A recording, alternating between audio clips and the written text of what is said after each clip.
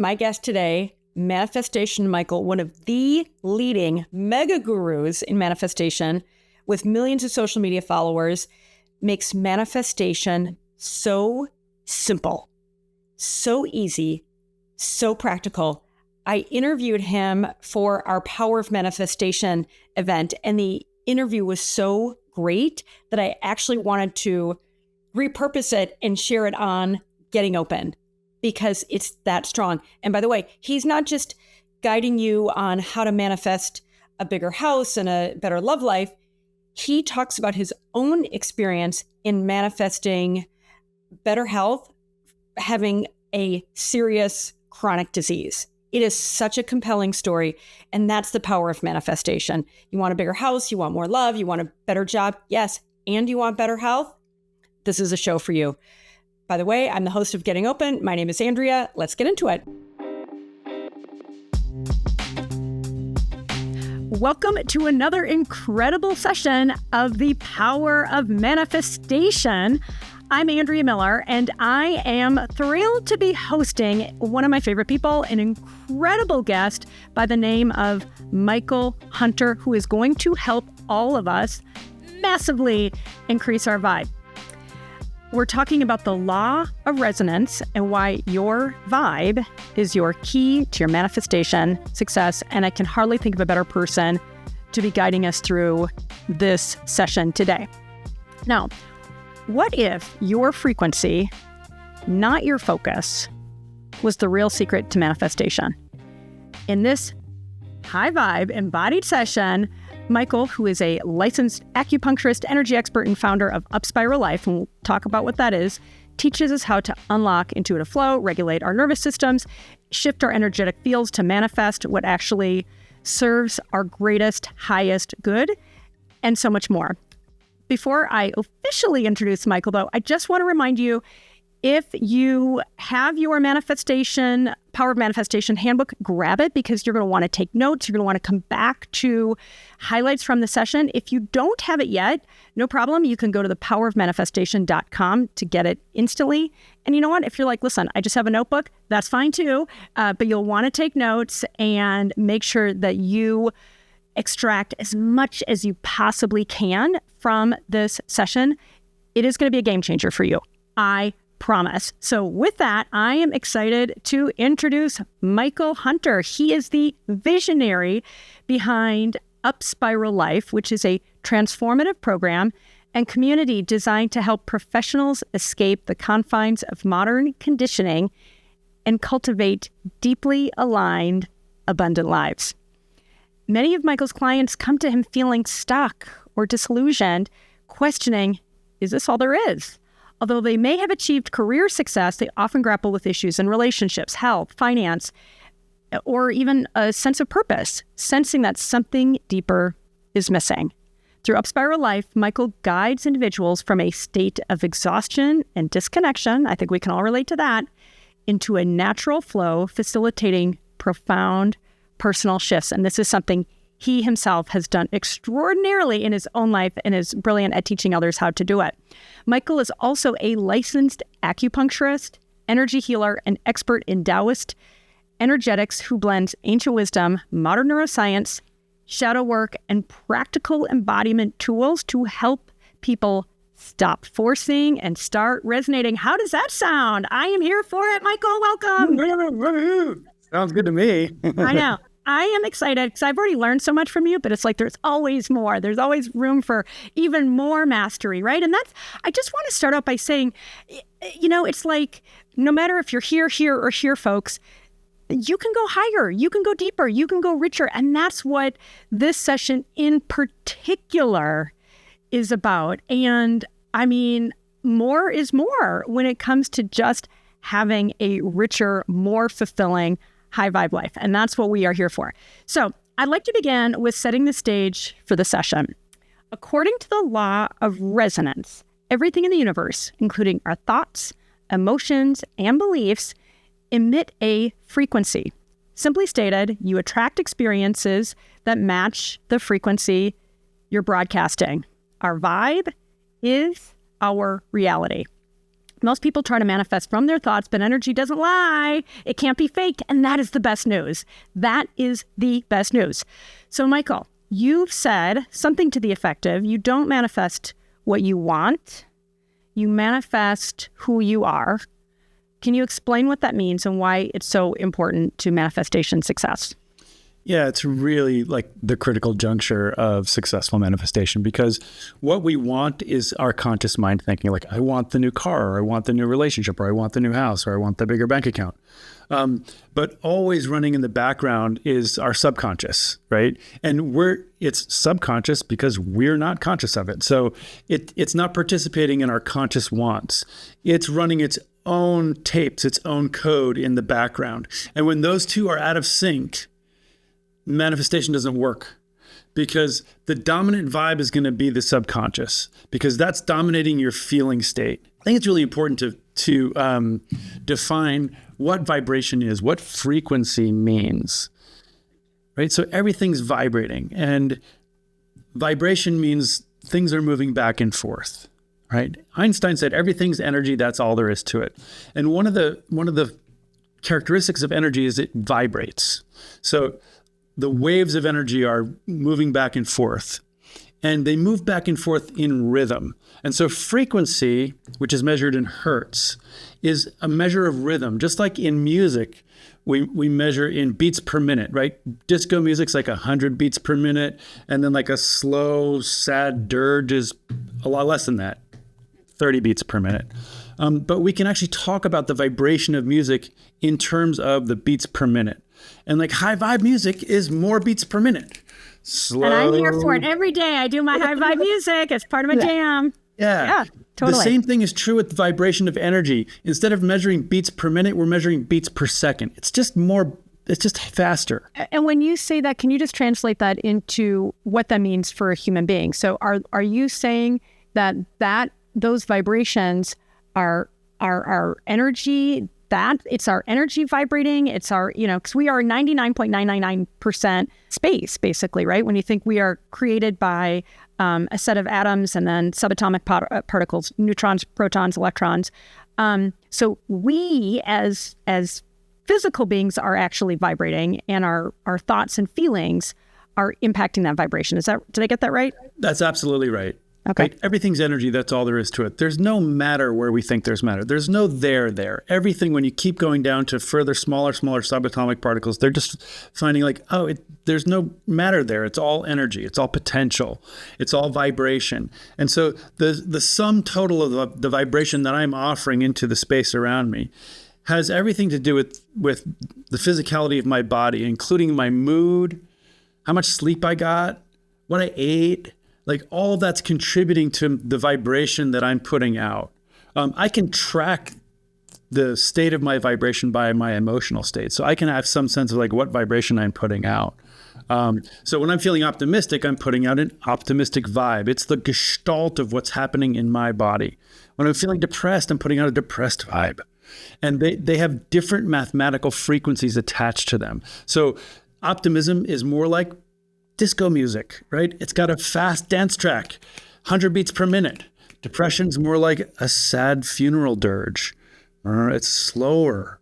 And the actual mathematical signature that we can measure, and we can buy a device from Radio Shack and stand a few feet away from my body and give a mathematical signal, like what's the dominant vibe coming off this guy mathematically? Oh, it's this many hertz. Like it's math, it's energy, it's science. Right. Okay, so, and just on that note, for the music lovers out there like me, I mean, what you listen to matters. It really, really does, right? So just saying, choose your music wisely, because the more that you listen to that high vibe, makes you feel good music. And by the way, we've all gone through breakups, so we've listened to that sad music, to like wallow in our sadness or whatever. Perfectly fine, in little chunks, but what you are taking in musically, it does matter. So thanks for giving me the chance to shout that out, Michael.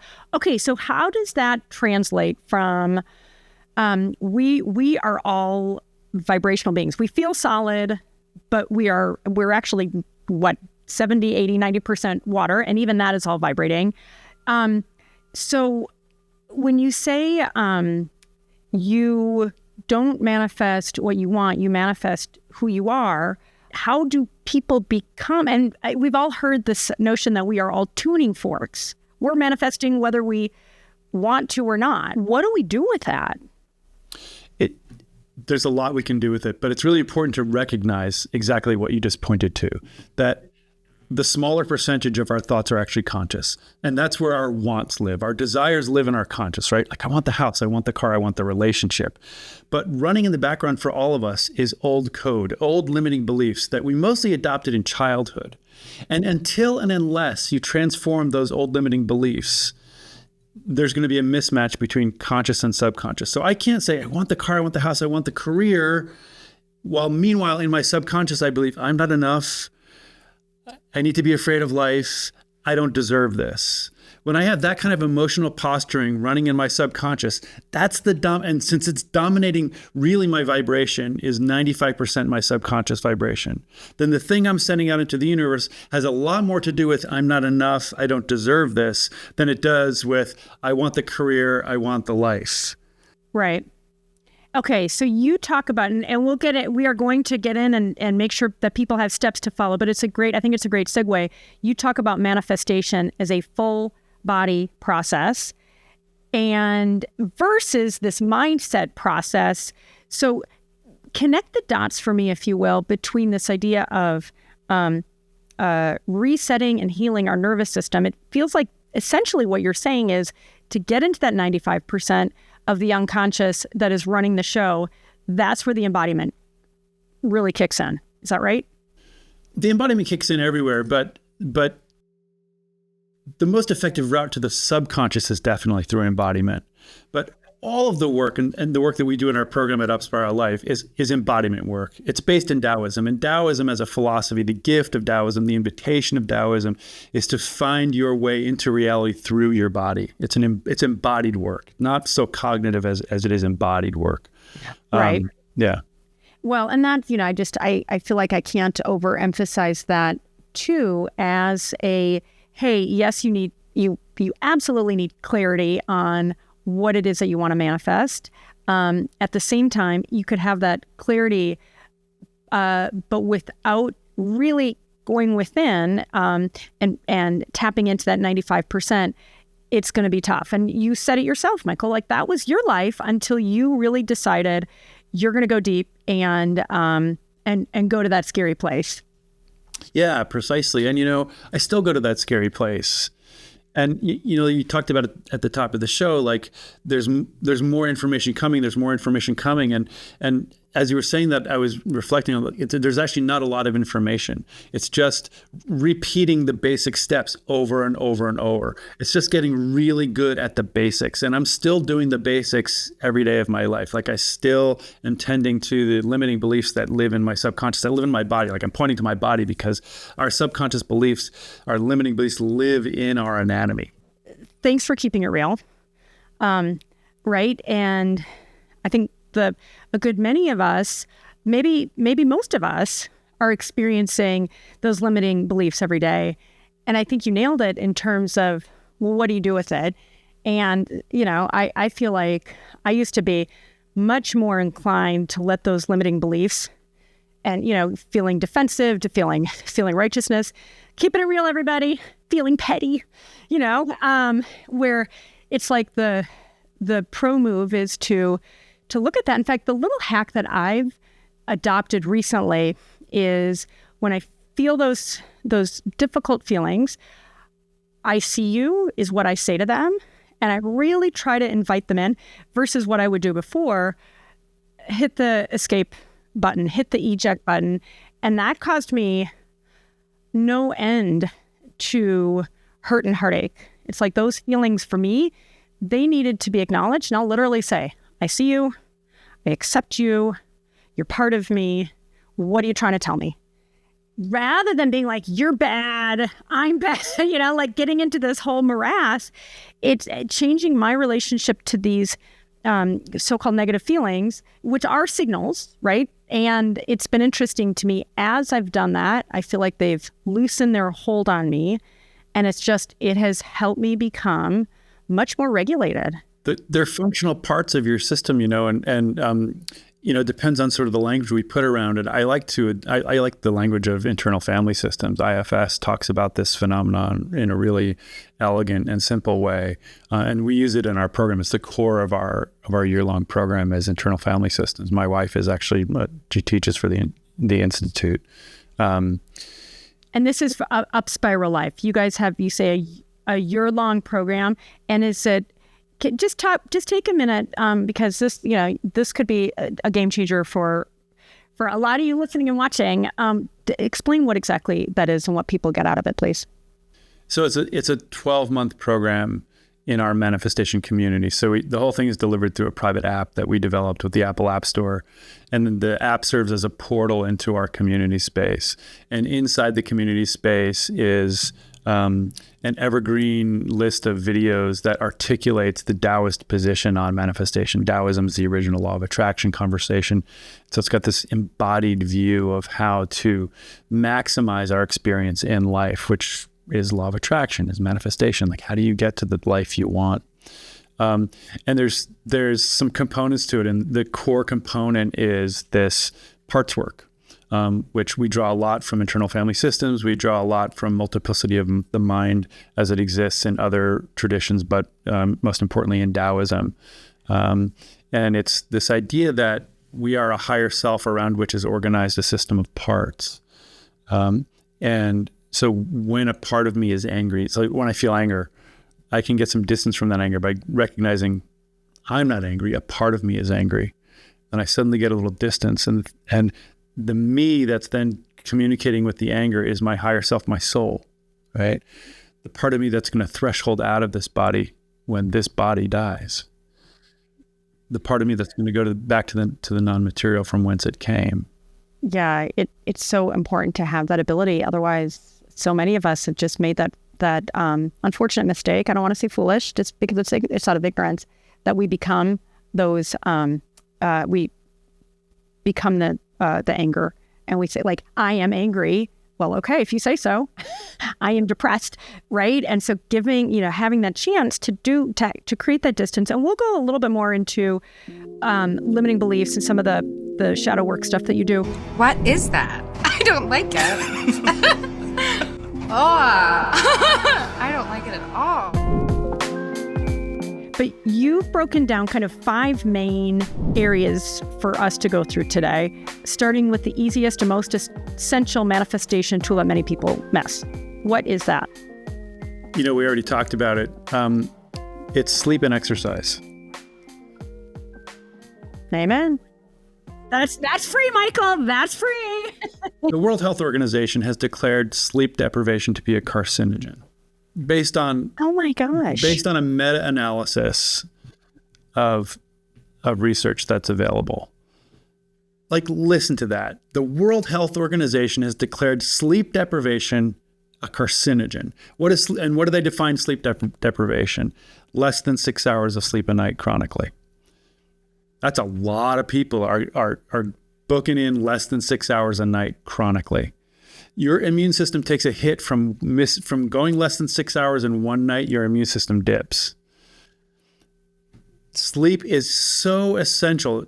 I recommend to clients and to my family, to myself, nothing less than 7 hours. 7 hours is a minimum, as a bare minimum, just to achieve that embodied wellness that's possible from it. People ask me all the time, they'll come to me, I need to do this manifestation thing.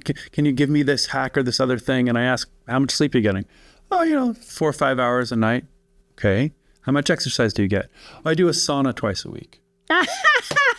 That's hilarious. Okay.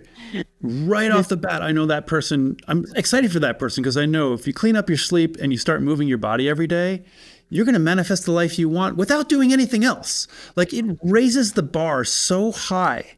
Everything after sleep and exercise is just refinement, truly. If you get plenty of sleep and exercise every day, it takes care of 75% of it. I wake up at 4:30 in the morning and I drink a cup of coffee and I go downstairs to my basement where I've got a little gym set up with some weights and treadmill and stuff. And I work out for 90 minutes. So I work up big fat sweat for 90 minutes, or I'll go for a run outside. So I alternate run outside or work out in the gym. But anyway, 90 minutes, hardcore, sweaty. In your body. That in my body, embodiment. Is really important. Yeah. No, I'm with you. And by the way, just everybody listening, I live in Colorado. I hike a ton. I used to run. I don't know. It's just not my jam anymore. But I know people hear exercise and like, no, I don't want to go to the gym. I don't want to. It's like, find the thing that you like doing. And what I love to do as a hiker in Colorado, I listen to audiobooks. I listen to high vibe music. I talk on the phone. It is honestly one of my favorite parts of my day. So no excuses, people, for not using your body. If not every day, at least 4 or 5 times a week. Come on, do it for yourself. Do it for me too. Do it for Michael. Yeah. Then after that, I sit down in front of an altar. I have an altar in my basement. I'm in my office. I'm in my office right now. The altar is right over there, and I kneel down in front of the altar and pray to my guardian angels, my spirit guides, and my well and wise ancestors, all of with whom I have long-standing relationships. One of the gifts of Taoism is this spiritual frameworks that are not religious. It's not about piety or religion at all, but it's about having an embodied connection to something greater than myself, which includes named beings. Archangel Michael is one of my protective archangels. And I pray to these people. And I say people because they're full spectrum beings. And when I have learned to pray over these decades to these full spectrum beings, I have a full spectrum relationship with them. So it's an embodied experience. So my body is the tuning fork, the vehicle through which I'm able to experience prayer. And so when I'm praying to these beings, I feel it come into my body. I'm having a somatic experience. It's blissful. It's not cognitive at all. It's like I'm just waiting for it to come in and settling myself into my own anatomy. And the exercise helps tremendously. And it kind of primes you, right? You're kind of open. Totally. Yeah. Totally. Then I'm with them for 30 minutes, usually 30 minutes, sometimes up to 60, depending on what's happening in the day. By then, I'm usually in a pretty good place. But like I said earlier when we met, I won't go upstairs to be with my family if I am not in a positive place. I won't share negativity with my family. I just won't do it. I love that. I love that so much. And even there, back to the megahertz and that spectrum of vibrations, all the in fact, we'll pop this on the screen. You may be familiar already with this, Michael, but there is a map of our emotional frequencies. At the very lowest, it's shame. And then at the very top, it's, I want to say bliss. And it goes from shame to, and I'm kind of making this up, but shame, maybe embarrassment, fear, self-doubt, and then you kind of get in that neutral space. And then as you go up and up, things like trust and joy and gratitude. To your point at the very beginning, we are energetic beings, and these feelings that we cultivate within, and like you said, you experience bliss, you cultivate bliss within yourself every single day. That is a conscious choice, and it's a conscious choice you keep making every day. And from what I recall when we spoke last, that you'll do even like mid-afternoon check-ins with yourself to continue to cultivate that high energetic, high vibe feeling. So that's how you show up. So you feel it, that's how you show up, that's what gets mirrored back to you. I mean, I'm cultivating it every minute of every day, because when I feel an aversive emotion or a limiting belief come up, which happens all the time, right? Like someone will say something to me and I'll get triggered, like, oh, why did that make me angry? Or why do I feel small in response to that?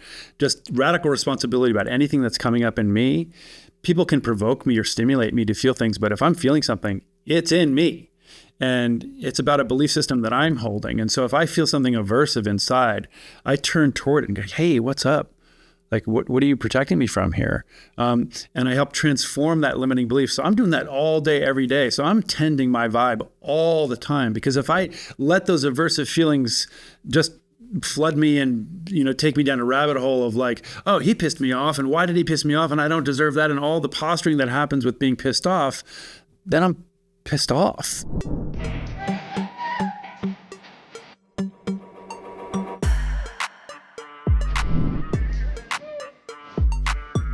So let's go a little bit deeper. You talk about how clearing limiting beliefs is essential to manifestation and lifting your vibe. Why is this, and how do we do it? So this is the core of our program. And it's so important because so much of the talk in the law of resonance, the law of vibration, this whole conversation, that especially as we see it on social media, is about what I call like the sunny side of the experience. The affirmations, the tapping, the scripting techniques, all the really great techniques that do help us get really clear on what we want and create a thinking vibration about where we want to be. None of that stuff has any sticking power if running in the background is old code of limiting beliefs. Like I can really get my thinking in a great place. Like I believe in myself. I'm going to have the career. I'm going to have the family. I'm going to have the money. I believe all that. Like I can You got feel the like hype, what Michael. that feels You like. got the hype. Yeah.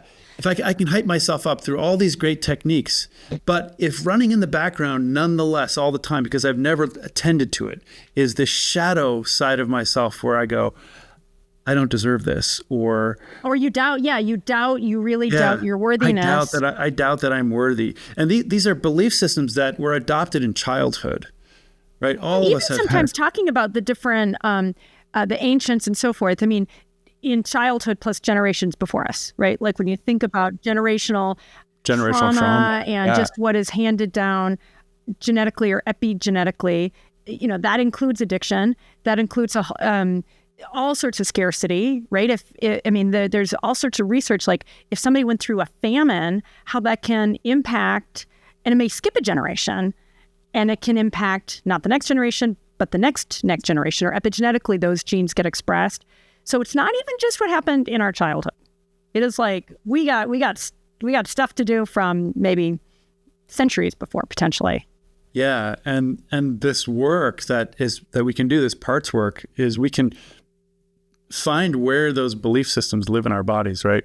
So the first move with this work is always, so where do you feel the anger in your body? Oh, I feel it in my throat. Yeah, that's where I feel it. Okay, great. Can you turn toward that feeling in your throat? And just ask it how old it is. When did it take on the belief that it needed to be angry to protect you? Check in with that spot. Oh, dang, it's 5. It's 5. And so I'm sort of mimicking what the process is like. But it's like that. We just go into our body, we find it where it is in our body, and we turn toward it, and we create a relationship with it. And through relationship, these aversive emotions can transform. So the part that's holding anger is actually tying up a lot of resources in my system. It's tying up resources trying to protect me from something that happened when I was 5. So Michael, you're going to walk us through an exercise, and I think it might be on parts. Should we do that now, or do you want to wait and plan to do that toward the end? Yeah, why don't we do it now? Yeah, that'd be great. Do you want to walk me through one, or how do you want to go for it? Yeah, so why don't you drop your awareness from your head into your heart and pretend that you're breathing in and out of your heart. Just anchor your awareness there. And just scanning in or around your body, Andrea. What parts are here that might want some attention? Parts that hold beliefs of limitation, because we're never without them. They're always on board. Michael, this is so surprising. It feels like my arms. Yeah, what's the belief? Oh gosh, that I have to, oh my God, I'm going to cry. By the way, everybody do it with me. Don't make me do it by myself. That I have to hold it all. So just keeping your awareness on your arms and this part that holds this belief, I have to hold it all. Just breathing. We got you, Andrea. That's good. This is what it is, right? This is the work. This is the difficult work that you do every day, turning toward these parts, and you're doing the right thing. Breathing in and out of your heart. Andrea, do you have a sense that this part in your arms that has the belief it has to hold it all, does it know that you're here with it? Oh, maybe a little bit now. Yeah.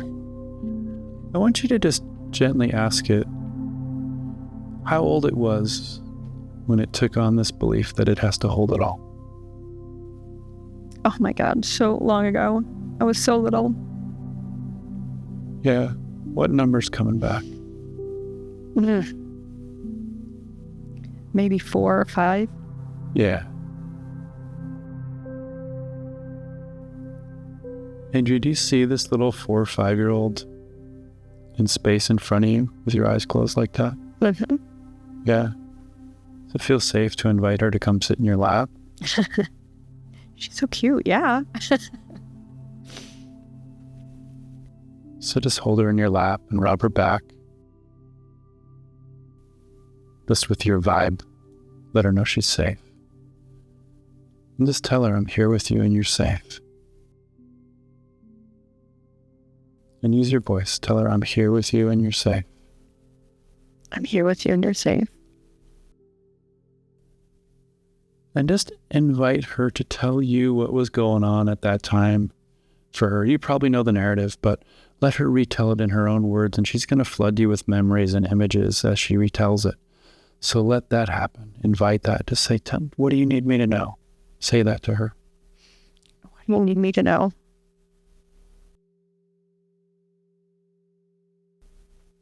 Oh my God, she felt so lonely. Yeah, she felt so lonely.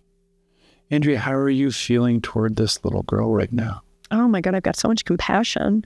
Tell her that. I've got so much compassion for you. I know it was a lot. Yeah. Tell her how you feel. I'm sorry you had to go through that. It was hard. How's she receiving this, Andrea? Oh my God, just with so much gratitude and calm and just like just finally relaxing. And what's interesting is that at such a young age, she did such an adult thing, right? I don't know what the narrative was, and I don't need to know, but I know that at that age, we're utterly dependent on our caregivers and our family. And so when a 4 or 5-year-old takes on the belief, I need to hold it all, they're doing it out of fierce loyalty to their family, fierce loyalty to the family system. She's going to step up and take her burden, take her share of what the family's facing, whatever it was. And so knowing that about this little girl, this courageous thing that she did, how do you feel toward her? Oh my God, she's a badass. Loyal, loyal and fearless. And so you're so considerate. And you just did what you needed to do. And I admire that. How's she hearing that? Yeah, she's like, duh. Like I had to. She's acknowledging and it feels good to kind of have that part reclaimed, honestly. Yeah. Yeah. How else are you feeling toward her, Andrea? Oh my God, just so grateful. I mean, both grateful and sad, just sad that there's been that sense of separation and that burden that so she's tell carried. her, one of the things that kids like this who go through these experiences, no safe adult has ever validated their experience, the complexity of their experience. And it's a really corrective experience for you to validate her. I'm sad for you as an adult. I see what you went through, this loss of this portion of your childhood. It's sad. So tell her, I'm sad for you. I'm so sorry you had to go through that. It makes me sad that you had that loneliness and had to carry that burden. And I admire your strength. I admire that you did what you needed to do. And I'm sorry that you had to. It makes me really sad. How's she receiving all this? Just with so much calm. It's like, God, okay, I can put it down is how it feels, Michael. Like I feel like, oh, arms? I got arms. No. So we're going to finish up this piece here. Beautiful work, Andrea. I want you to make a contract with this little girl from this day forward. And the contract is this: if she ever needs to get your attention so that she can get this level of holding and acknowledgement and nourishment from you as an adult. When she needs you, adult Andrea, on the scene, all she has to do is give you that feeling of, I have to hold it all. When you feel that, I have to hold it all again, you know she's calling out and saying, Andrea, I need you right now. I need you to hold me. I need you to see me. Is that a contract you can make going forward from this day? Okay. And then the last thing, I want you to just invite her where she wants to go in your body. It could be back to your arms, it could be to your heart. You let her choose, and then agree. Okay. Oh, I feel that just so powerfully in my chest. I mean, it really feels like there's a wholeness and a reclamation that I definitely didn't expect. Wow, Michael, that was powerful. Let's step out of this really carefully right now, because this is shamanic work and we want to have respect for this, for your system. So returning your awareness back to your heart and breathing in and out of your heart to anchor there. And reaffirming your commitment to this little girl and the relationship as it stands now going forward. One more breath through your heart, and then gently come back to the conversation, eyes open. Wow. Yeah. That was really powerful and beautiful. Yeah, thank you. You're welcome. This is the beginning of a relationship, right? And this is how you relate to that part of you in a way that helps her transform. Right, and you started to see her. She's already like, oh, I can put this down because you're on the scene. A safe adult is on the scene. I don't have to do that. I can put this down, right? And it's not a one and done. You can't expect her to put this down and never do that again. It's going to be a relationship and a cultivation so that she can start to put it down so regularly that she eventually stops picking it back up.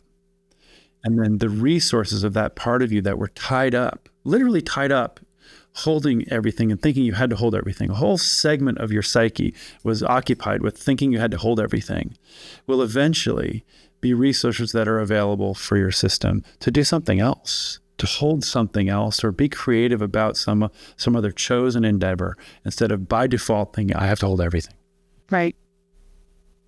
No, it's so powerful. Let me just ask you a question related to that. So for me, I mean, in that moment, I felt in my arms, which I didn't expect. I thought for sure it was going to be my stomach or chest.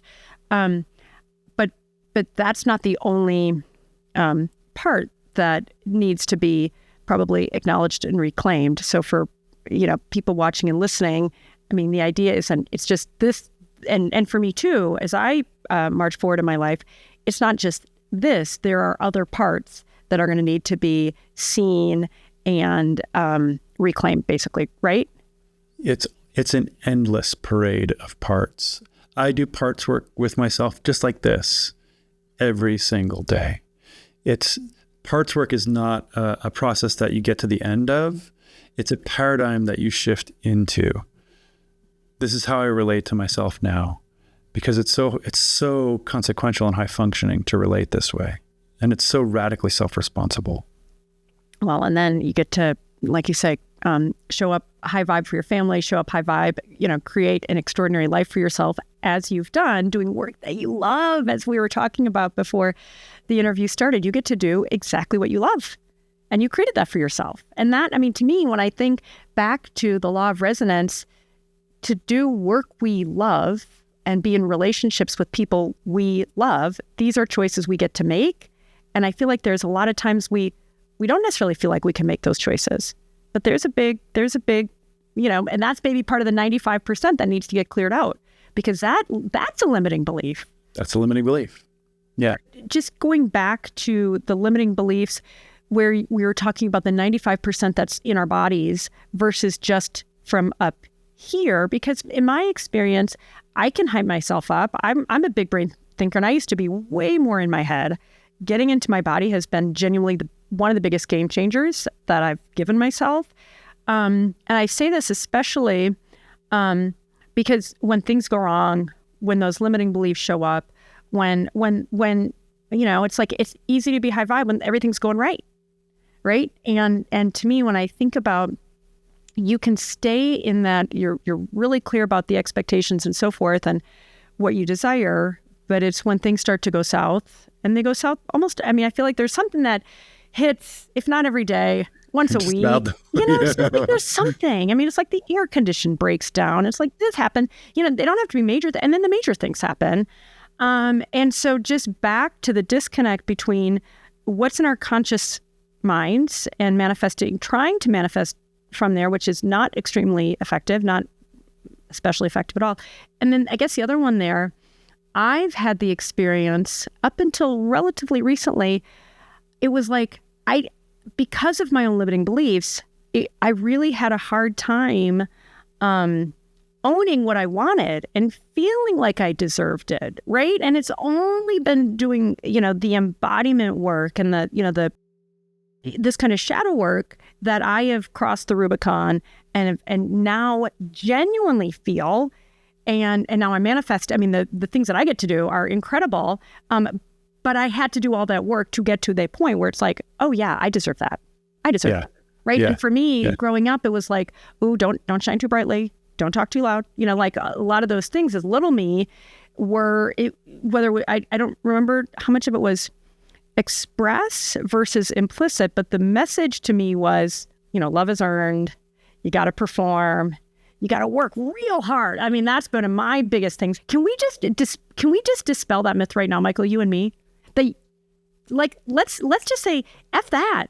Let's not make it about the grind. Let's make it about you do the work, but it can be joyful and blissful, right? Versus it always having to be so hard. And then the grind I always think is linear, right? When we're talking about X, Y, Z has to happen and it has to take all this time. But my experience, I think yours too, when you change your vibe, when you do this kind of work, things can happen real fast. They really do. And it's like what Dr. Joe Dispenza talks about. You can manifest from matter, and that's where you're putting all of your attention in the outside world. That's the grind, right? Where I'm putting all my energy and I'm grinding to get results. You can get results, you can earn a living, or I can take all of that effort and turn it inward and get myself aligned, untangle my limiting beliefs, choose to feel good, choose to have the feeling state that I want. And when we give ourselves permission to choose our feeling state, everyone feels good. Like no one wants to feel like crap. So the choice is always feeling good. So when you turn that energy and that attention toward managing your mind, your mouth, and your mood, that's it. Mind, mouth, mood. Okay. Yeah. If you manage your mind, your mouth, and your mood and spend most of your energy doing that, then things happen in the external circumstances effortlessly. That's manifestation. Well, and I just want to jump in there. I think of it like the ultimate BOGO, the ultimate buy one, get one free, because if you're regularly feeling gratitude and regularly feeling joy, and if you're as good as you are, Michael, maybe every day you're feeling even bliss, right? That to me is in itself. Right. And yeah, we want the success, so we want the relationships and all that stuff. But when I think back to all that stuff probably doesn't mean, I mean, at least it's been in my case. And yes, I have big dreams and I'm doing a ton of stuff, but every day I'm like, man, I have it all right now because I'm grateful and I'm joyful and I get to connect with amazing people like you. So you know what? If I don't get the external stuff, I actually have already what matters most, and I am joyful and at peace. I never put the kind of attention on being peaceful and present as I do now. And it's like, that is a game changer. And I know it's like, duh, Andrea, where have you been? But I think I'm like most people. I've been grinding as a working mom, like trying to, manifest from matter, right? And then you go, oh, but there's a better way. Yeah. The irony is that the end state of all the external circumstances that we want, the house, the car, the career, the lover, the end state is feeling good. Like, yes. Why do I want the new house? Because I'm going to feel good when I live in the new house. Happy. Yeah. Right. And if you instead just put all your attention on feeling good right now, then you get to the end state destination. And ironically, then all the other stuff starts to show up really easily. That's the power move, Michael. Yeah. I mean, it comes back full circle so fast. It's like, well, yeah, it's that. I would love to show a fun clip that I shared with you earlier today. Just kind of talking about limiting beliefs, making it a little more contextually relevant for all the J-Lo fans. You're welcome. That idea of like, stop thinking that way, start thinking in a more positive way was really great. Because I always thought that idea of like, if you change the thought, you can change how you feel. And I needed desperately to change how I felt in that moment. And I think that's the important thing, is that we have the power to create and change our lives and be the person that we want to be. We have to do the work. You know what I mean? Like, it was work for me to finally, go, okay, I need to be on my own. That's not a place that's comfortable for me, but that's something that I need to do so that I know I'm okay on my own. I need to take a good look at myself. It's like, what are you doing wrong? This is not just about other people. This is about you. And you have to take responsibility for your life. So you were saying you were looking for acceptance from the outside all the time, from the time you were little, instead of finding it from within. It was like you're looking for that all the time instead of just knowing, like, I am great.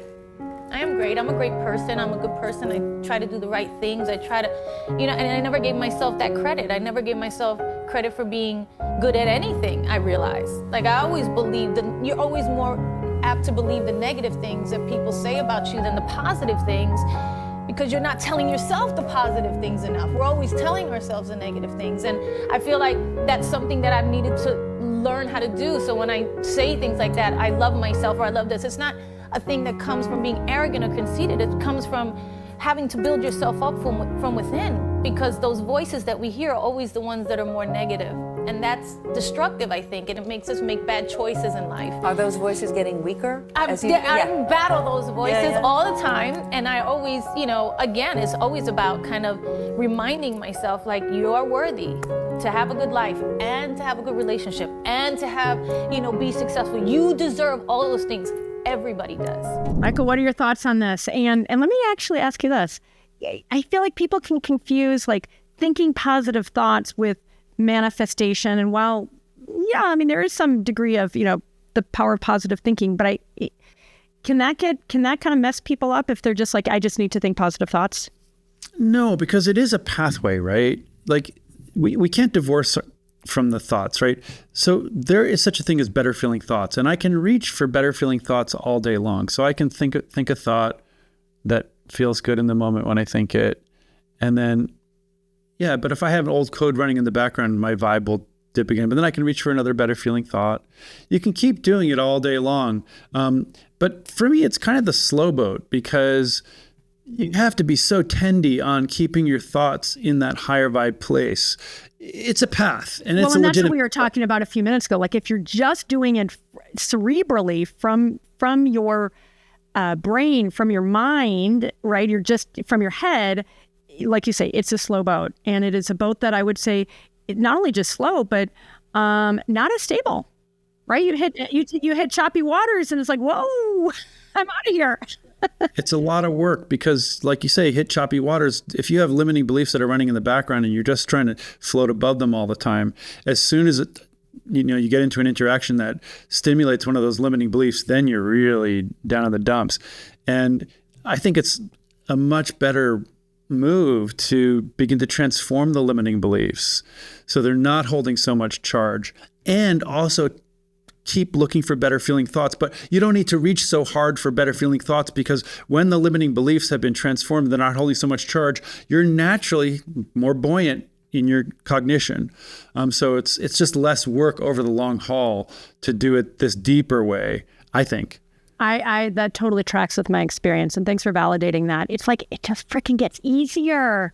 Like, it just gets easier. But, I give, props to J-Lo for keeping it real. Anything else you want to add based on that clip? Yeah, so I love J-Lo, just big respect to her and how she lives. But she said right toward the end, I battle those thoughts all the time. And the invitation in the work that you and I did is, don't get into a battle with the little girl who's thinking that she has to hold everything. No, get into a relationship with her. It's not a battle. You're not fighting her, trying to put her down. She's been put down. She's been in the shadows your whole life. And it's about being in relationship, not in battle. Oh my God, I love that so much. I mean, everybody listening, it is not about being in battle. And I just so love, I didn't expect that. That is such a great way to connect the dots. And that's how I have thought, and sometimes I'm going to keep it real, how I think so many of us get into that same thing. Like, I'm battling those emotions. I'm battling that old stuff. But Michael's point about being in relationship with these things, being curious about them, inviting that little part of you or whatever, at whatever point the thing became really hard. Maybe it's not a 4 or 5 like it was for me. Maybe it's in your teens and something really tough happened, like or older, right? Maybe you got divorced and it was like, oh, that's the thing that crushed me. So yes, Michael, I love that it is a transformation to go from battling to inviting and being curious. Yeah. That is transformational. Yeah. I love that. And it's interesting from a vibration standpoint. So when you're in a battle mode, right, it's not the lowest vibration on the scale, but it's not the highest when you're in fight mode. But when you shift instead into curiosity is a very high vibration. So if you have this aversive emotion, I have to hold everything, right?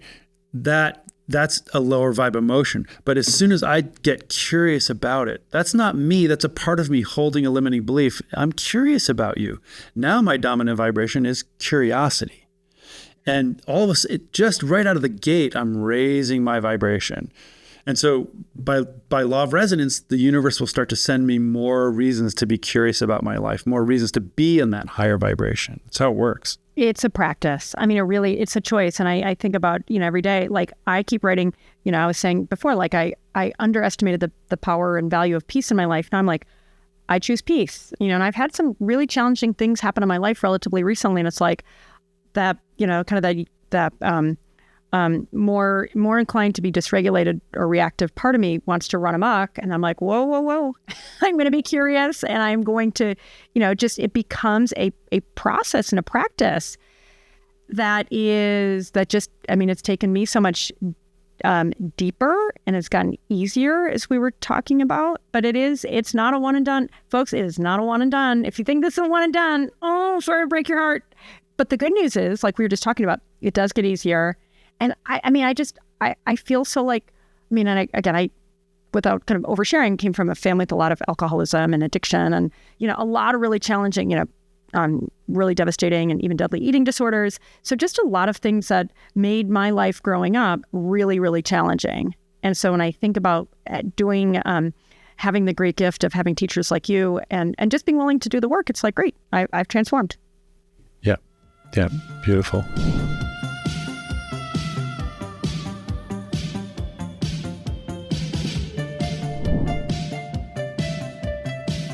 Okay, so now we're on to the next section. Thank you. You talk about energetic anatomy. What is that and why is it essential for manifestation? It's my favorite topic. And the reason is, so all of the religions on the planet, all of the wisdom traditions, they agree on one thing. They disagree on a lot, but they agree on one thing. And the one thing they all agree on is that there's an aspect of our awareness that thresholds out of the body and goes to a non-material place, right? Christianity and some of those religions call it the soul, and the soul going to a higher place.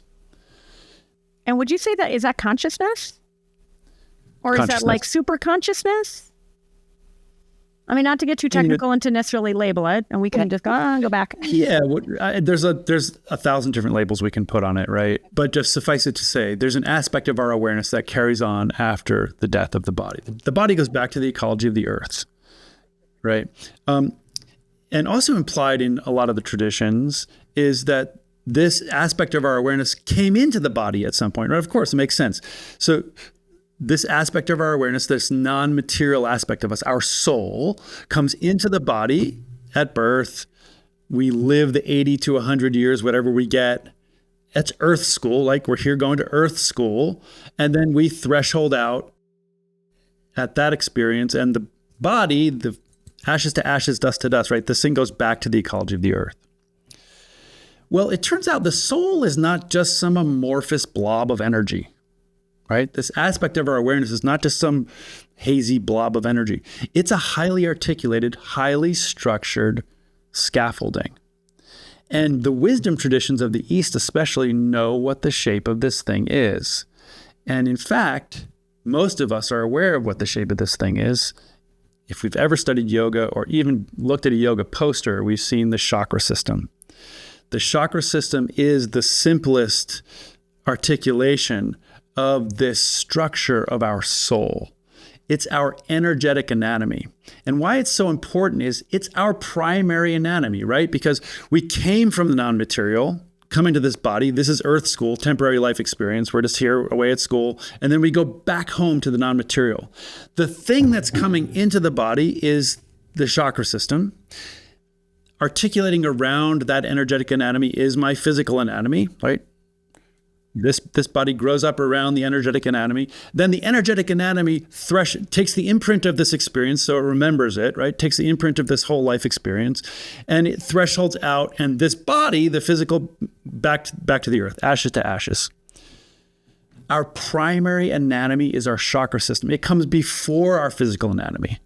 We are spiritual beings having a physical experience, not physical beings having a spiritual one, even though that's how we're conditioned to believe we are today. I'm a physical being, and if I meditate and pray enough, I'll have a transcendent spiritual experience. That's backward. We are spiritual beings having a physical experience for 80 to 100 years, and then we threshold out. Why is this so consequential? It's so consequential for law of attraction because tapping into our energetic anatomy gives us access to the wider quantum field, which is a sea of energy. It's a sea of resources that are available to us if we would only plug in and turn on our chakra system. It's literally unplugged from the wall for most people. You have to go through the procedures of turning on the chakras, lighting them up, powering them up, and it allows you to run source energy through your body, which is the most blissful experience on the planet. And talk about manifesting from matter versus manifesting from the field. Manifesting from matter is a low energy experience. It's exhausting. It's I can't wait for retirement experience. It's the grind. Just let me do Netflix and chill, right? Like I'm just tired. Manifesting from the field, when you wake up your chakra system, is an experience of running source energy. It's an experience of abundant energy, the likes of which you can't get access to any other way. And so, the work that we do, it's like this twofold work. So, we come into these lives with emotional containers that are resilient and full and wide open. And then through early childhood experiences, we begin to adopt postures. I'm not good enough. I need to hold the world. I'm in shame. And we start to squinch down our emotional container. Through the work, the shadow work you and I did, the parts work, we can start to restore the full dimensions of that container. And now with a fully restored container, fully reclaimed container, we light up the chakra system in there, and now we got a big space that we can run source energy through. And the combination of those two things is what we do in our program. And that's where the magic of manifestation really shows up, because then we're by default manifesting from the quantum field. What do you think? Do you want to walk me through an exercise, or what do you think is the best way to communicate, even to give people a taste of what that can feel like? Is that something that you're down for? Yeah, totally. And all of this work is very pedestrian. None of this is like highfalutin, out of reach kind of stuff. Everyone possesses this architecture inside. Everyone has the equipment. And this is just about like turning it on. And it's like, you turn this on, you're like, oh, that's been sitting around there I never knew what that was for. Thank you. Now turn on. This big disconnect, like why are we only finding out about this stuff? Because you talk about how like the Taoists were the original people that came up with the law of attraction and the woo. And it's like they knew thousands of years ago, but it, took me a couple extra minutes to get there. Yeah. Yeah. So there's this interesting moment when the soul takes the body that Taoism articulates really beautifully. And in the very first moments of conception, when the sperm meets the egg inside the mother's womb, the potential for a human is there because there's a single-celled organism that gets formed that has a full complement of DNA. But the Taoists say that thing is not yet a human. It's the potential for a human. What happens 12 hours later is that cell divides in two. A fissure forms down between, a spacious fissure forms down between those two cells. Now there's two cells separated by a space. And that very first moment, that very first fissure is your first act of agency as an embodied being. That's when your soul, your consciousness comes into the physical. And the first choice you make on this planet is, I'm going to take a body. And that's the moment. And that fissure that gets formed is the very first acupuncture channel. We call it the central channel. And it exists in the fully developed adult. So it exists right down the center of your body, from pointing to the top of my head. It exists right down the center of your body, from the top of your head, down through the middle of your head, the middle of your neck, the middle of your chest, the middle of your abdomen, all the way to your perineum, deep in the bowl of your pelvis. There's 2 acupuncture points on that channel, one on the top of your head and one on your perineum. Otherwise, that channel is internal. We call that the central channel. It's formed in that very first moment, and it persists through the full development of the human. This is the foundational piece of the chakra system. All of the chakras are arranged along this central channel. So the embodied work is to begin by making ourselves aware of the central channels. I'm happy to talk us through an exercise. And like I said, it's pedestrian. I love it. Bring it. Showing you where the light switch is. Get excited, everybody. You're going to get something real, even more so good. Yeah, we did the hard, sad, like make me cry stuff. Now I want to feel, what did you say, radiant bliss, Michael? Radiant bliss. Let's bring it on. Yeah. So the move is just get comfortable in your body. If you're sitting down, just kind of sit on your sits bones and make sure your spine is kind of straight but comfortable. And keep your hands in your lap if you can, palms kind of facing up but comfortable. And allow your awareness to float to the very top of your head. And find there the acupuncture point. 100 meetings, it's called. And open that acupuncture point with your mind about 3 centimeters. So, holding up my fingers, it's, silver dollar, $50 size. Just open it up. And then allow the central channel to open up as a spacious column of energy and light, plunging down through the center of your brain, the center of your neck, center of your chest, right through the middle of your heart, down through the center of your abdomen, down past your navel, down deep into the bowl of your pelvis, where it emerges on your perineum, and open the acupuncture point there about the same diameter. And then notice the spacious column of light from the top of your head through the center of your body to your perineum. And just allow your awareness to rove gently up and down this column, this central channel. This is the core of you. This is more you than your own hands and feet. This is you. Welcome home.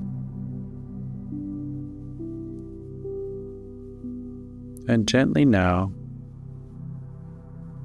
allowing your awareness to find its way into your heart center, which is one of the main chakras arranged along this central channel. And pretend that you're breathing in and out of your heart center. And allow that your heart, physically as an organ, is quite literally equidistant from the front of your chest to the back of your back. Equidistant from side to side. And allow that your heart is like a radiant sun inside the middle of your chest, radiating out and gently expanding and contracting with the rhythm of your breath. This is more you than your face, more you than your arms and legs. This is your primary anatomy. And we're going to go through an activation sequence now to really bring energy to the heart center as the first chakra that we awaken. So on the next breath, allow that the radiant sun in the middle of your chest starts to collapse in upon itself, down to the infinitesimally small center at the center of itself. Collapsing down, using your mind to collapse it down, down, down, cascading down into the infinitesimally small center of itself. And soon you notice that it has its own gravity pulling itself down, and it requires no more effort on your part because it's pulling itself toward the center of itself, cascading gently down, down with the rhythm of your breath, down, down, down, until you're so far below the material that you've reached into the other side of the non-material, and you touch with your awareness home, home, home, and dwell in this place for a moment in this infinitesimally collapsed infinity of home.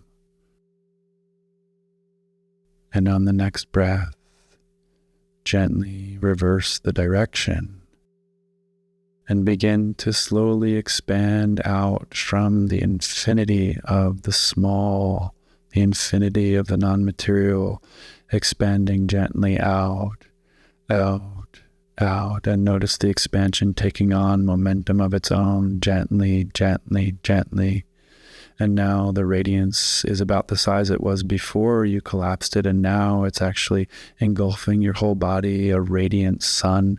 Your body has disappeared because the radiant sun is so large, and now it's filling the room that you're in so large, and it's continuing to expand. And now the house that you're sitting in is completely engulfed by this radiant sun, and it continues to expand.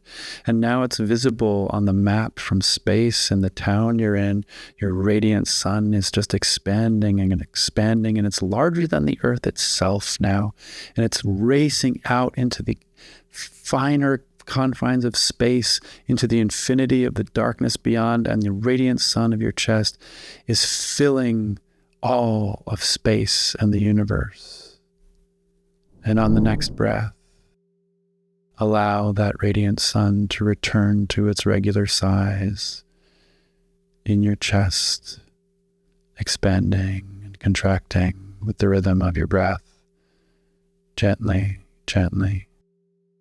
And you have now activated your heart chakra. And that's the slow way to do it. You can, with practice, do it really quickly. But the move is to touch home from whence you came and to the place you'll return when you threshold out of this body, when you finish Earth School. Oh my gosh, I love that. That's so powerful.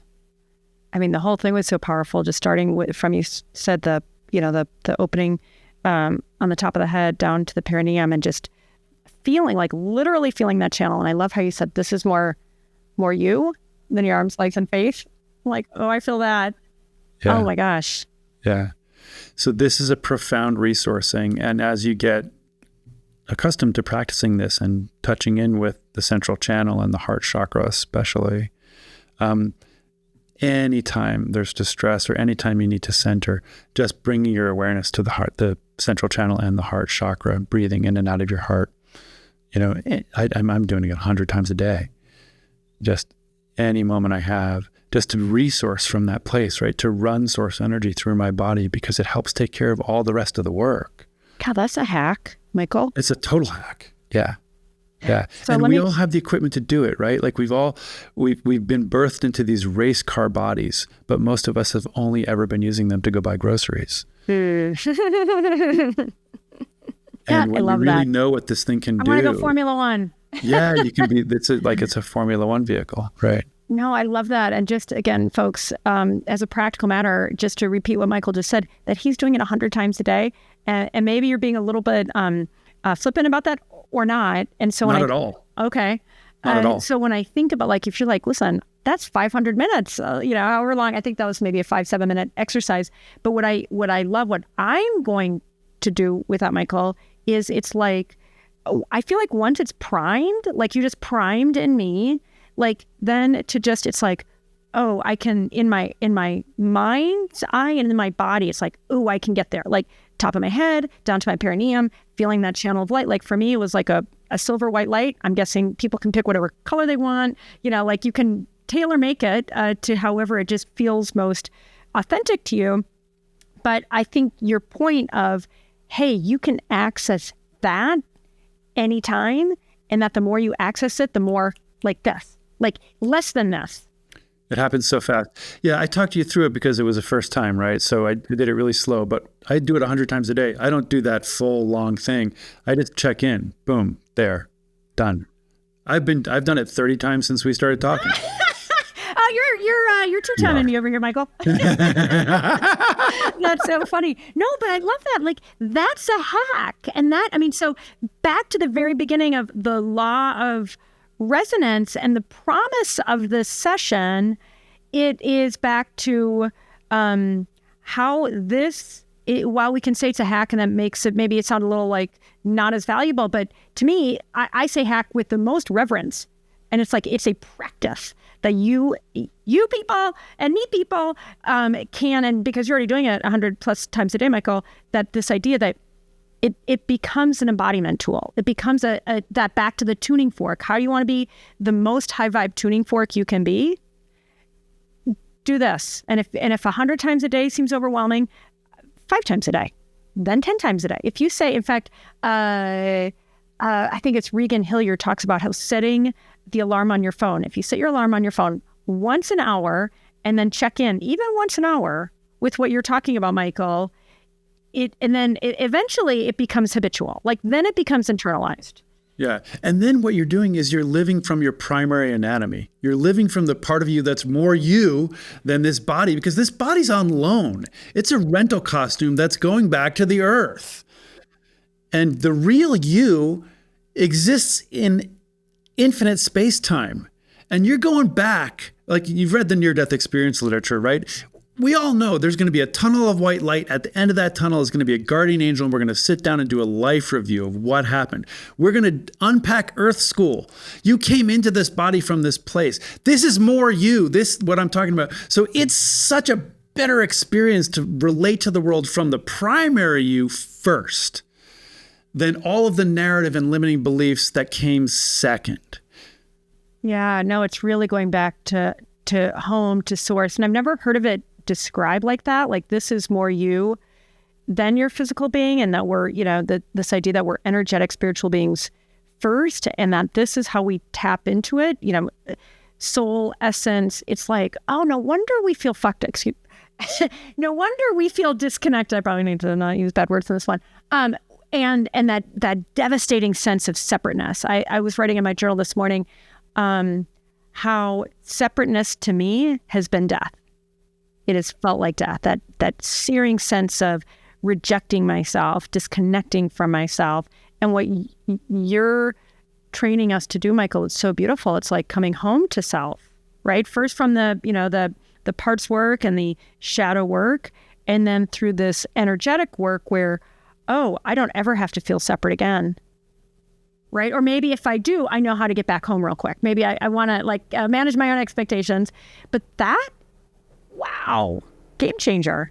It is a game changer. Yeah. That's why we have a program built all around it, because this is the work, this is the invitation of Taoism. This is why the Taoists this is why they survived, this philosophy survived for 5,000 years, was because they came up with these ideas in this shamanic culture and started writing it down. And it's a good idea. Well, it's a great idea. It is highly rational, and it freaking works. And it's amazing how this one in particular, this ancient wisdom, this ancient tradition has managed to persist. It reminds me, so I live in Colorado, as you know, there are these juniper trees that I think they can be thousands of years old, and they can get like one drop of water and they go through the cracks in the stone and they persist in it. And that's almost what it reminds me of. And it's like, oh my gosh, there is something so hardy about those trees, just like there's something so hardy and valuable in these principles that you're teaching, that even though they somehow manage to be eclipsed in a lot of modern, around the globe, and yet there is this hardiness that has enabled them to persist. And people like you have said, okay, let me go all in, let me teach them, because this is the way. Yeah. This is the way.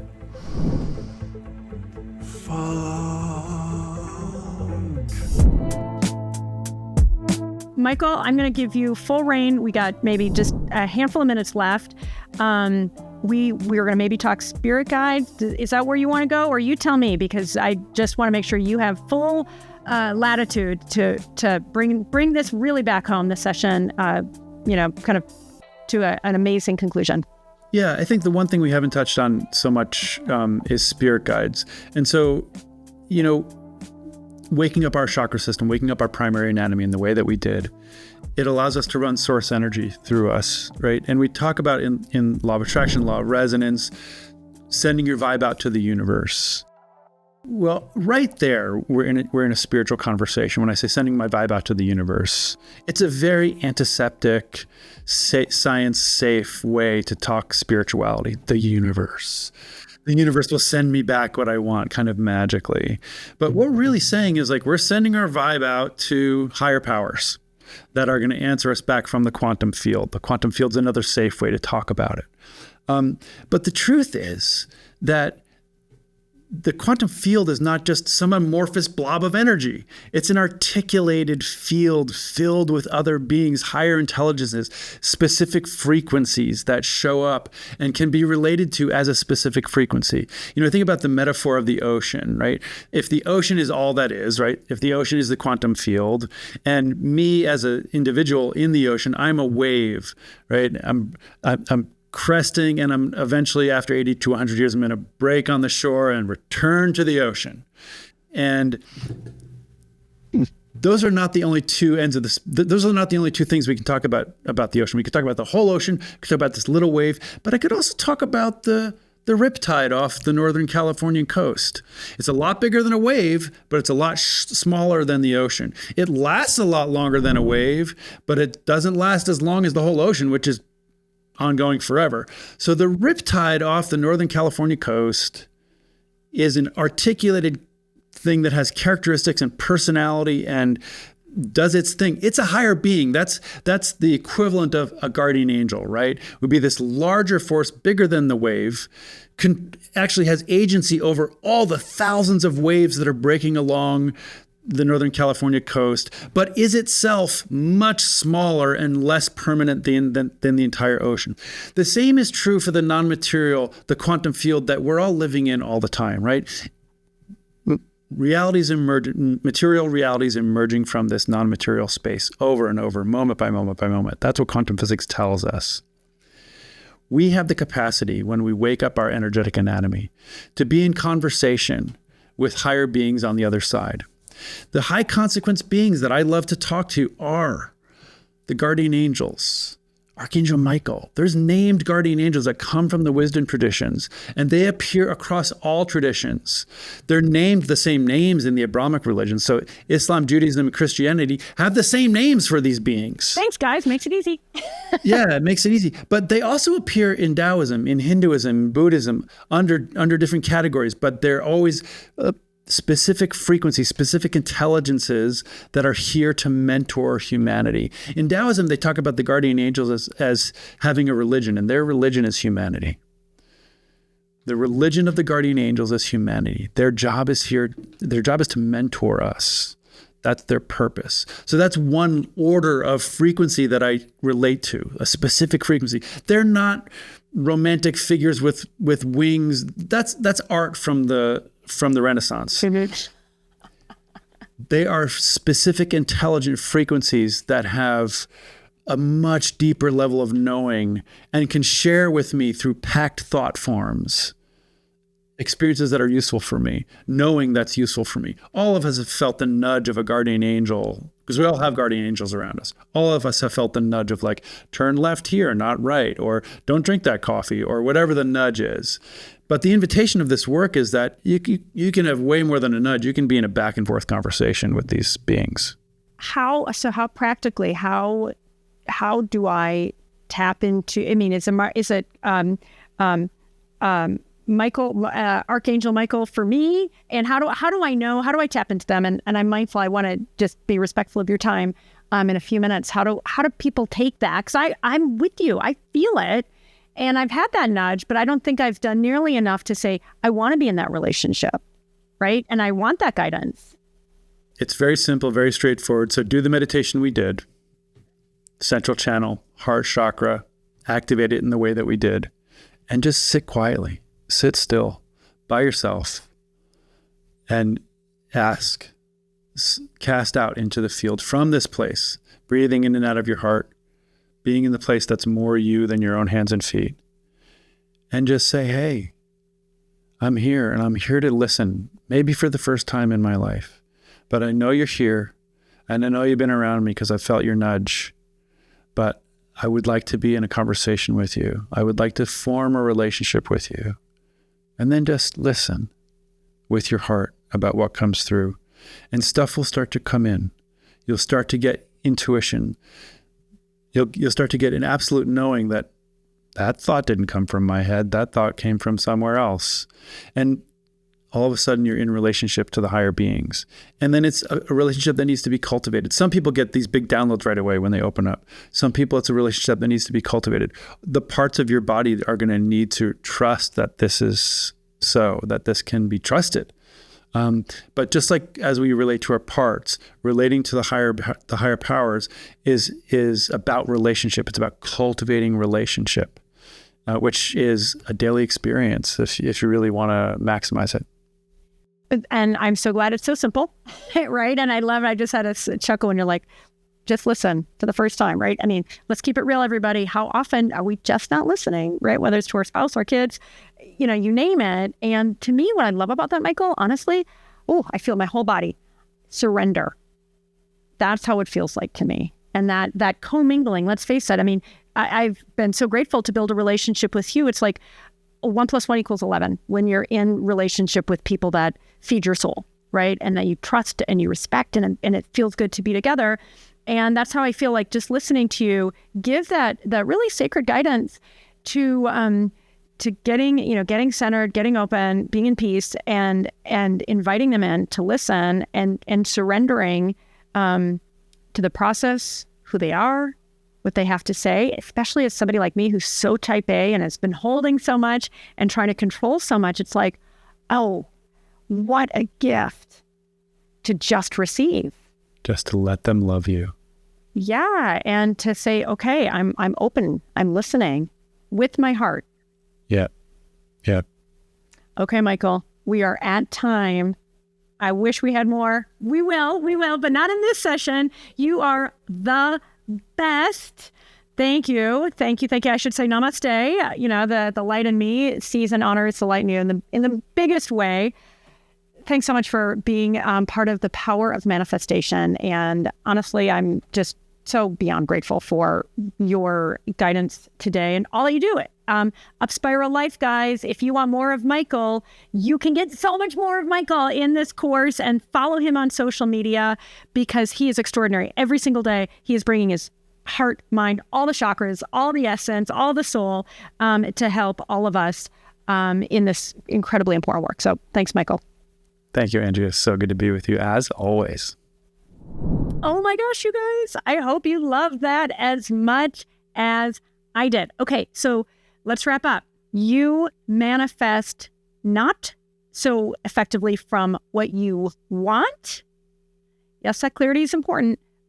But the real magic is manifesting from who you are. So let me say it again. You don't manifest what you want. You manifest who you are. And you are a collection of frequencies. You are a collection of thoughts, feelings, and beliefs. It's all energy. And like I said at the top, you can't fake it. And that is the best news because guess what? You can hugely impact it. And I'm just going to recap the main points that Michael and I discussed. And oh boy, I really hope you not just take it to heart, but that you actually take the time and effort, make it a practice so that you can be that incredible tuning fork, right? That tuning fork that says, here's who I am. And then you get all that what you really want back to you. So step number 1, the easiest and most essential manifestation tools, ding, ding, ding. Remember, sleep and exercise. I know some of you are going to be like, oh, no, don't make it that. No, come on, make it that. Feel how good it feels, whether it's Pilates or yoga or walking. It doesn't have to be hard. Exercise has a bad name. Let's not even call it exercise. Let's call it getting yummy sleep that you deserve. You do deserve it. and moving your body in a way that feels good. All right. That's number one. Number two, clearing limiting beliefs is essential because, as Michael really underscored, it's that 95% that's in our subconscious that's running the show, right? And if what's running the show are those feelings of unworthiness, it's going to be a whole lot tougher to think your way into that magnetic, amazing future, having the abundance of love, success, great health, all those things that you deserve, and I do too. It's a whole lot tougher if what's running the show below the watermark, that 95%, is at odds with what your conscious mind is putting out there. So you gotta do that work and like we talked about, it makes it so much easier when you do. Okay, number three, your energetic anatomy. This is more you than your hands, your feet, and your face. From the top of your head down to the perineum, all those chakras. Michael obviously gave us a beautiful exercise that any of us can do, starting maybe a few times a day to dozens of times to really, if you want to go all in, maybe for you too, hundreds of times per day. There are a lot of different chakra kinds of exercises, but listen, to really capitalize on the law of resonance, you can't skip this part because we are energetic beings. And personally, I have done a ton of chakra work. And in the words of Joe Dispenza, tapping into the energy centers, and it's been a game changer, honestly. Game changer. You can't skip that part. Okay. And number four, your spirit guides are there. They really are. And so I urge you to get into that quiet, open space, that open-hearted space, and invite them in and listen to what they have to say and surrender. And to me, this idea of this is intuition. This is the greater cosmos, the universe, these spirit guides. It is coming. I always think of it coming, radiating to and through me. And boy, does it ever feel good when you feel that sense of, okay, I am divinely guided and honestly divinely protected. And you are. I urge you to tap in and then really surrender to what they have to say. Okay, and finally, I'm going to add my own last one. I know we didn't talk about this, but to me, guys, this is a big one. And it is simply smile more.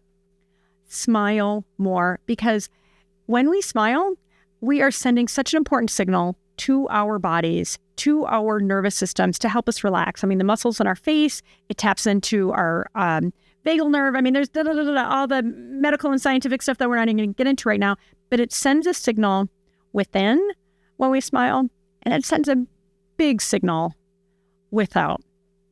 And it is the most, I would say, the kind of the easiest, quickest thing we can do, even when we don't feel like, we're feeling crabby, we're feeling grumpy, just to say, what can I feel grateful for right now? What can I smile about right now? That is practicing the law of resonance in what might feel like a microwave. But if we do it, and I'm doing it too, I'm not asking you to do anything I'm not doing, daily, many times a day, even when we don't feel like it, that just continues to prime our bodies and prime our brains for those higher energy emotions that are key to winning in the law of resonance. It is not something you can outsource, guys. It is all that internal, beautiful work. And as somebody who has come from, so much distress and hurt and heartache and has crossed the Rubicon in such amazing ways, I'm excited to have brought the session to you and talked with Michael. I've learned a ton. I hope you've learned a ton.